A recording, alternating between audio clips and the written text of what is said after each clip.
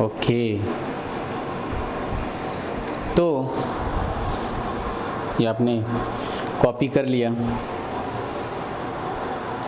तो आप ध्यान से देखिए, अभी सेकंड के लिए हम आप क्या करेंगे, सेकंड काइनेमेटिकल इक्वेशन के लिए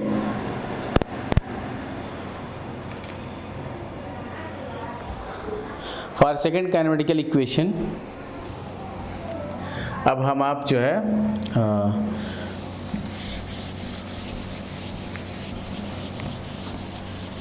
फिर से यूज करेंगे। आप for second kinematical equation, heading हो गई सेकंड काइनेमेटिकल इक्वेशन। अब आप लिखेंगे second, for second kinematical equation we know that v is equals to dx upon dt, therefore dx is equals to v into dt, और means integrating both side. तो integrate करेंगे तो क्या हो गया, d integration dx v into d T. अब ये time है, ये वेलोसिटी है, बट ये जो वेलोसिटी होती है ये फाइनल वेलोसिटी चेंज होकर के उस पॉइंट बी पर आती है जो है, मतलब ये फाइनल है। तो हमें फाइनल वेलोसिटी एक्चुअली पता नहीं होता, हमें वो कैसे पता चलता है, v equals to u plus a t से, u प्लस ए टी से। तो यहाँ से हम आप since we know v equals to u plus a t ये यूज करेंगे, therefore dx is equals to u plus a t into d t. Integration follow the linear property, integration linear property को follow करता है, तो ये क्या हो जाएगा, u into d t plus a left side क्योंकि कांस्टेंट है। अब ये क्या आ गया, t इंटू डी टी, और इधर से ये क्या हो गया, dx हो गया। तो taking limit, taking integrating both side within limit. तो अब लिमिट लेते हैं जो है, तो आप लिमिट देखिए, लिमिट क्या होगा। जैसा कि हम देख रहे हैं कि इधर डिस्प्लेसमेंट है, इधर क्या है, दोनों में टाइम है। तो जब टाइम क्या है, ज़ीरो है, जब टाइम क्या है, ज़ीरो है, तो यहाँ पर डिस्प्लेसमेंट की पोजीशन क्या है, x नॉट है, और जब टाइम t है तो ये क्या है, फाइनल x है। तो बस x नॉट और ये x और ये 0 टू t, 0 टू t, वही चीज़ इधर x नॉट टू x और ये 0 टू t हमने रख कर ये देख लिया जो है। अब क्या हो जाएगा, dx का integration x, limit x naught to x, और ये u मतलब इनिशियल वेलोसिटी क्या है, जब हमने देखा तो वो तो एक फिक्स वैल्यू होगी, वो कांस्टेंट है, उसका इंटीग्रेशन होगा नहीं। u बाहर आ गया, dt का क्या हो जाएगा, t, तो ये हो गया 0 to t plus a, but यहाँ पर t dt, तो t मतलब t स्क्वायर बाई 2 और लिमिट हो गई 0 टू t। ये आ गया x minus x naught is equals to u t minus 0 plus a t square by 2 minus 0। अब आपका जो फाइनल आंसर आ रहा है वो आ गया x minus x naught is equals to u t plus half a t square. Let x minus x naught is equals to s, therefore s is equals to u t plus half a t square. ठीक है, ये हो गया जो है second kinematical equation. आप इसे copy कर लीजिए, ओके। और इसे समझिए ध्यान से कि यहाँ पर हमें डिस्प्लेसमेंट लाना था, तो हमने क्या यूज किया, सेकेंड काइनेमेटिक, मतलब v equals to u dx upon dt को। अब अगर वहाँ हम एक्सेलरेशन लेते तो वहाँ क्या नहीं आ पाता, डिस्टेंस नहीं, डिस्प्लेसमेंट नहीं आ पाता, इसलिए हमें ये लेना पड़ा, v equals to dx upon dt को यूज करना पड़ा। ओके, तो हमने वो यूज करके फिर dx equals to v dt, integrating both side, यहाँ लिखेंगे आप integrating both side within limit. तो हमने उसकी लिमिट ले ली, और उसके लिए जो लिमिट कंडीशन है, यह सारी चीज़ें वो इस डायग्राम से क्लियर हो रही हैं जो है। ओके, उस डायग्राम को आप हमेशा ध्यान रखिए कि उसी डायग्राम से ये सारी चीज़ें हो रही हैं, कि उस पर ही कोई एक ऑब्जेक्ट है जो स्ट्रेट लाइन मोशन कर रहा है, आपने उसकी एक पोजीशन ले रखी है, फाइनल पोजीशन ले रखी है, टाइम इंटरवल बता रखा है कि t2 minus T1, T2 means T, T1 यहाँ पर 0 तो T है। इस तरीके से आपका ये सेकेंड काइनेमेटिकल इक्वेशन हो गया। Okay, and for third kinematical equation अब आपका जो है नेक्स्ट है फॉर थर्ड काइनेमेटिकल इक्वेशन। अब हम बात करने जा रहे हैं जो है फॉर थर्ड काइनेमेटिकल इक्वेशन। तो यहाँ से हो गया थर्ड काइनेमेटिकल इक्वेशन के आप लिखेंगे सिंस वी नो दैट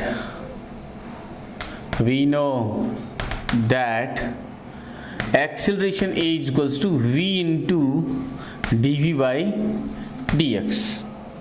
इसीलिए मैंने आपको पहले यही बताया जो है, अगर हम इसे यूज करते हैं तो ये बहुत आसानी से इजी मेथड से ही निकल आता है थर्ड। लेकिन अगर आप इसके बजाय कोई और लेंगे आएगा, लेकिन बहुत ही आपको ऐसा मैथमेटिकल कैलकुलेशन करने के बाद वो आंसर आएगा। तो क्यों ना हम पहले से ही जो है उसे सॉल्व कर लें। तो a equals to v into D V by D X, तो ये हो जाएगा v into D V equals to a into D X. Integrating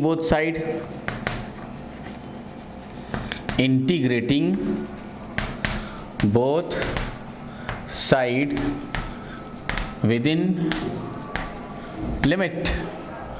अगर हम आप लिमिट की बात करें यहाँ पर तो ये हो गया v into D V integration over a into D X.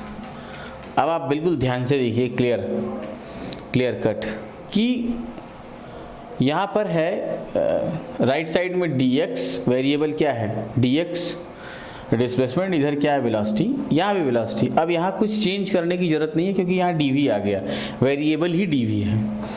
तो जब अब आप वेलोसिटी के बारे में बिल्कुल जानते हैं कि इनिशियली आपकी वेलोसिटी क्या थी u, उस समय पोजीशन क्या थी x0, और फाइनली आपकी वेलोसिटी क्या है v, उस समय पोजीशन क्या है x।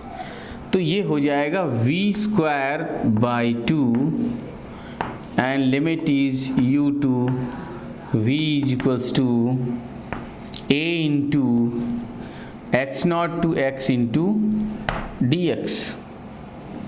और ये हो गया, क्या हो गया ये v square by 2 minus u square by 2 is equals to a into dx का क्या हो गया x नॉट टू x। तो आप इसे जब सॉल्व करेंगे तो ये हो गया v square minus u square by 2 is equals to a into x minus x naught, a into x minus x naught. तो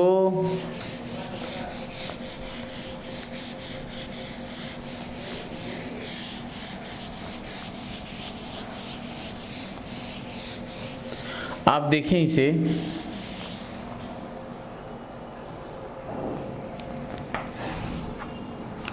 ये क्या हो गया v square minus u square upon 2 is equals to a x minus x naught implies that v square minus u square is equals to 2a x minus x naught, or v square is equals to u square plus 2a x minus x naught। यहाँ से हम लिख सकते हैं, ये आपका equation आ गया, let x minus x naught is equals to s, therefore v square is equals to u square plus 2as। Okay, ये हमारा जो है थर्ड काइनेमेटिकल इक्वेशन हो गया।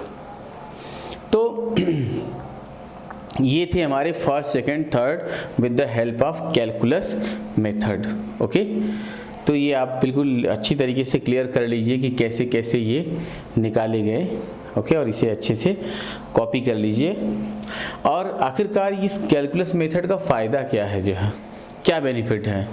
इसका बेनिफिट ये है कि जो ग्राफिकल मेथड था वहाँ पर केवल फॉर कांस्टेंट एक्सेलरेशन के लिए हम आप फाइंड आउट करते थे, लेकिन इस कैलकुलस मेथड से अगर एक्सेलरेशन नॉन यूनिफॉर्म होगा तब भी हम उसे कैलकुलेट कर सकते हैं। जो है the advantage of this method we can solve या find when acceleration is non uniform.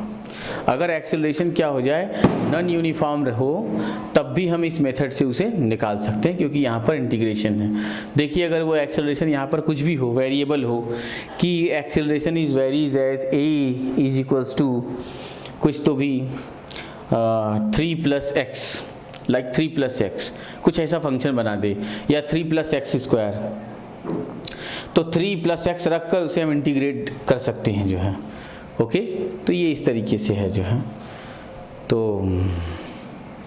आप इसे कॉपी कीजिए। अब कुछ अच्छे न्यूमेरिकल पे हम आप जो है डिस्कस करते हैं, किसी अच्छे न्यूमेरिकल पे।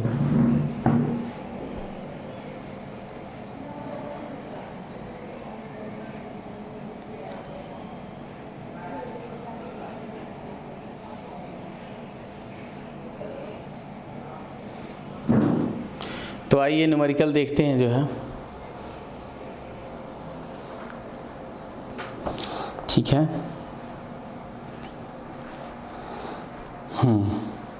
देखिए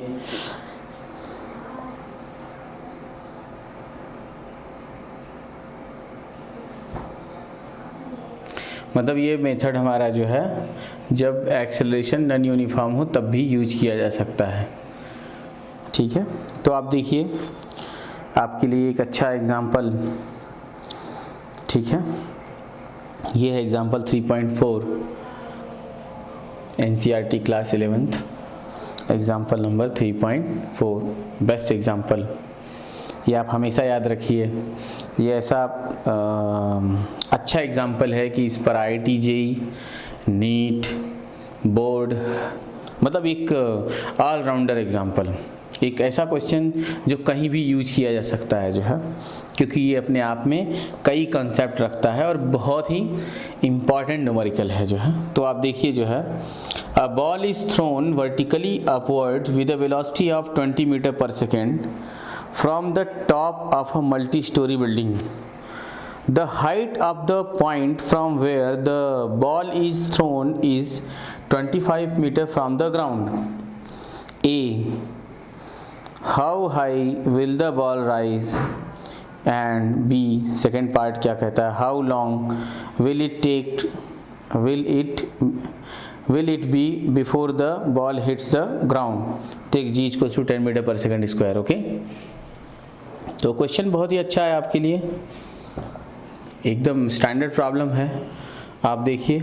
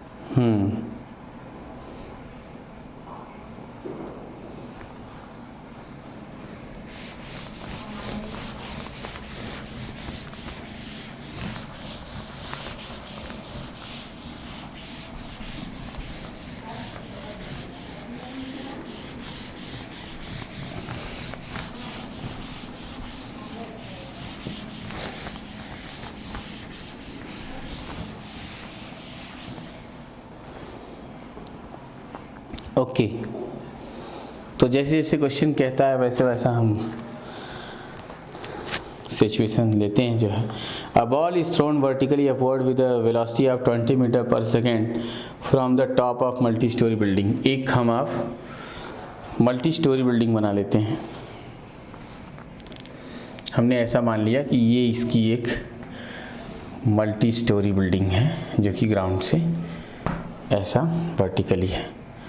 तो यहाँ से इसके टॉप से एक ऑब्जेक्ट को फेंका जाता है, यहाँ से ऐसा इसे किसी वेलोसिटी से आपने फेंका और फिर ये क्या होगा, गिर करके कहाँ आता है, ग्राउंड पर आता है। तो यहाँ हमने ऐसा मान लिया कि चलो यहाँ पर कोई एक पॉइंट है ए, यहाँ पर जब ये पहुँचा यहाँ पॉइंट है बी, और जहाँ पर गिरा ये पॉइंट है सी।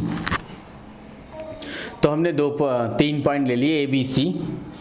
तो देखिए इसमें कहता है कि 20 metre per second from the top of multi storey building, the height of the point from where the ball is thrown, जहाँ से फेंका गया वो ग्राउंड से 25 मीटर हाइट पर है।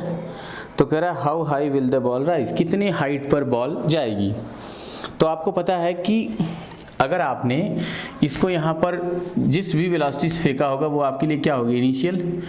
किस वेलोसिटी से फेंका, 20 मीटर पर सेकेंड। अब जहाँ जाएगा वहाँ क्या होगा, हाइट पर जाने पर उसकी वेलोसिटी क्या हो जाएगी, 0। हाइट पर पहुँचने पर उसकी फाइनल वेलोसिटी क्या होगी, 0। भाई 0 होगी तभी तो वो फाइनल हाइट होगी, अगर 0 नहीं है इसका मतलब हाइट गेन कर रहा है जो है। तो फाइनल मतलब हाइट, मैक्सिमम हाइट पर पहुंचते वक्त उसकी वेलोसिटी, फाइनल वेलोसिटी क्या हो जाएगी, 0। तो इस हाइट वाला केस पार्ट ए फर्स्ट हम क्या यूज कर लें कि और यहाँ पर जो एक्सेलरेशन लग रहा होगा वो क्या होगा, वो g लग जाएगा। मतलब v square is equals to u square plus 2a x minus x naught. तो यहाँ पर हमें क्या लेना होगा, ये समझना होगा कि ये यहाँ से यहाँ तक कुछ तो भी इनिशियल क्या है, y नॉट है, और फाइनली जो ये यहाँ पे पहुँचा दैट्स मतलब पूरा यहाँ से ग्राउंड से उसकी जो हाइट है दैट्स y, ये टोटल जो हाइट है वो y है। तो इसकी जो ये वाली हाइट हुई, ये यहाँ से यहाँ तक, ये क्या हो जाएगी, y minus y not. Height is y minus y not. तो यहाँ पर हम आप x माइनस x नॉट को यूज ना करके क्या यूज करेंगे, y माइनस y नॉट, क्योंकि ये y डायरेक्शन के अलॉन्ग वेलोसिटी हो रही है, अलॉन्ग y डायरेक्शन, इसलिए हम आप हमारे लिए आसान ये होगा कि अगर हम इसे y minus y naught use करें। तो final velocity is 0, initial is 20 of whole square plus 2a, acceleration यहाँ क्या हो गया, g y। अगर हम आप देखें इसे तो ये जो y है, अगर हमें y पता चल जाए तो फिर y नॉट हमें आता है, हम रख देंगे, तुरंत निकल जाएगा जो है। ओके, तो इसके लिए हम क्या निकाल दें, y माइनस y नॉट ही निकालते हैं। एक्चुअली ये हमें क्या निकालना है, y माइनस y नॉट निकालना है। तो ये हो गया 20 ऑफ होल स्क्वायर माइनस इसलिए क्योंकि एक्सेलरेशन ऑलवेज एक्टिंग डाउनवर्ड। तो हम आप जो अब जो भी लेंगे वो सब क्या लेंगे, कोऑर्डिनेट मेथड से सॉल्व करेंगे। तो यहाँ पर वेलोसिटी किधर जा रही है, positive direction of y axis, इसलिए हमने +20 लिया। तो यहाँ से आप देखें ये हो गया 2 इंटू जी की वैल्यू हमने -10 ले ली, वैसे यहीं हमें -g लेना चाहिए। तो ये हो गया y माइनस y नॉट। तो ये हो गया 20 ऑफ होल स्क्वायर, ये 0 -2 इंटू मतलब ये 20 और ये y माइनस y नॉट हो गया। तो यही हमें निकालना था, y minus y naught is equals to कितना हो गया, 20 इंटू 20 अपान 20 से 20 कैंसल, ये आ गया 20 मीटर। तो ये हो गया y माइनस y नॉट। कितनी हाइट तक जाएगा, हमारे लिए हाइट क्या था, यही हाइट हो गई, इसी को h मान लीजिए। तो ये therefore h is equals to 20 metre हो गई। अब वो कहता है कि सेकंड पार्ट में कि how long will it take will it be before the ball hit the ground, कितने टाइम बाद वो ग्राउंड को हिट करेगी अगर वो वहाँ से फेंक दिया जाए, कहाँ से, पॉइंट ए से। तो इसको सॉल्व करने के हमारे पास दो मेथड हैं। पहला मेथड कि हम इसे स्प्लिट कर दें, ब्रेक कर दें, एक यहाँ से ए से बी तक जाने वाली जर्नी का टाइम निकाल लें, फिर बी से सी तक आने वाले जर्नी का टाइम फाइंड आउट करें। तो देखिए B part, when object is moving from point A to B, तो ए से बी के लिए क्या हो गया, हम आप यूज कर रहे हैं v equals to u plus a t. तो v वहाँ क्या है, फाइनल 0, इनिशियल कितनी 20, माइनस ए की जगह पे क्या ले रहे हैं g इंटू, चलिए हमने यहाँ से यहाँ तक जाने का टाइम क्या ले लिया t1, और वहाँ से यहाँ आने का टाइम क्या ले लिया t2, तो ये हो गया t1। Therefore t1 is equals to 20/g, g की वैल्यू कितनी 10, ये कितना आ गया 2 सेकेंड।